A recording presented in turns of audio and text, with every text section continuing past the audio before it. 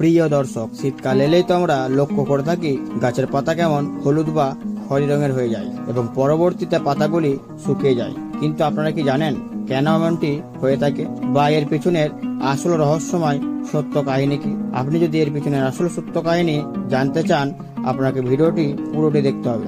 নমস্কার, আমি অমিত, আর আপনারা দেখছেন হতবাক রহস্য। গাছের পাতা সাধারণত সবুজ হয়, তার কারণ পাতাতে ক্লোরোফিল নামক রঞ্জক পদার্থ থাকার জন্য, যা গাছকে খাদ্য তৈরিতে সাহায্য করে। ক্লোরোফিল ছাড়াও কমলা ও হলুদ বর্ণের ক্যারোটিন ও হলুদ বর্ণের জ্যান্থোফিল নামক রঞ্জক থাকে, যারা ক্লোরোফিলের অধিক্য প্রকাশ পেতে পারে না। শীতকালে পাতার রং হলুদ ও খয়েরি হওয়ার প্রধান কারণ হলো শীতকালে দিন ছোট এবং তাপমাত্রা কম হওয়ার কারণে গাছেদের খাদ্য তৈরির সময় কমে যায়। এর ফলে ক্লোরোফিলগুলি ব্যবহৃত হতে পারে না, বিনষ্ট হয়ে যায়। তখন পাতার সবুজ রং চলে গিয়ে হলুদ বা খয়েরি রং প্রকাশ পায়। শীতকালে এই বিবর্ণ পাতা ঝরে নতুন সবুজ কচি পাতা জন্মায়।